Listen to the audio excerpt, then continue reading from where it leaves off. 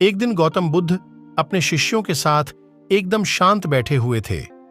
उन्हें इस प्रकार बैठे हुए देख शिष्य चिंतित हुए कि कहीं वह अस्वस्थ तो नहीं है। एक शिष्य ने उनसे पूछा कि आज वह मौन क्यों बैठे हैं, क्या शिष्यों से कोई गलती हो गई है? इसी बीच एक अन्य शिष्य ने पूछा कि क्या वह अस्वस्थ हैं, पर बुद्ध मौन रहे। तभी कुछ दूर खड़ा व्यक्ति जोर से चिल्लाया, आज मुझे सभा में बैठने की अनुमति क्यों नहीं दी गई है?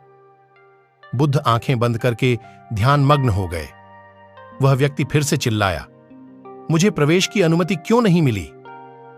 इसी बीच एक उदार शिष्य ने उसका पक्ष लेते हुए कहा कि उसे सभा में आने की अनुमति प्रदान की जाए। बुद्ध ने आंखें खोलीं और बोले, नहीं, वह अछूत है, उसे आज्ञा नहीं दी जा सकती। यह सुनकर शिष्यों को बड़ा आश्चर्य हुआ। बुद्ध उनके मन का भाव समझ गए और बोले, हां, वह अछूत है। इस पर कई शिष्य बोले, हमारे आश्रम में जात पात का कोई भेद ही नहीं, फिर वह अछूत कैसे हो गया? तब बुद्ध ने समझाया, आज वह क्रोधित होकर आया है। क्रोध से जीवन की एकाग्रता भंग होती है। क्रोधी व्यक्ति प्राय मानसिक हिंसा कर बैठता है, इसलिए जब तक वह क्रोध में रहता है तब तक अछूत होता है। इसलिए उसे कुछ समय एकांत में खड़े रहना चाहिए। क्रोधित शिष्य भी बुद्ध की बातें सुन रहा था।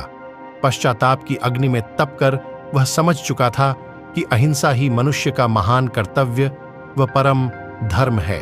वह बुद्ध के चरणों में गिर पड़ा और कभी क्रोध न करने का प्रण लिया। शिक्षा। आशय यह है कि क्रोध के कारण व्यक्ति अनर्थ कर बैठता है और पश्चाताप उसे बाद में होता है, जिसका कोई लाभ नहीं मिलता।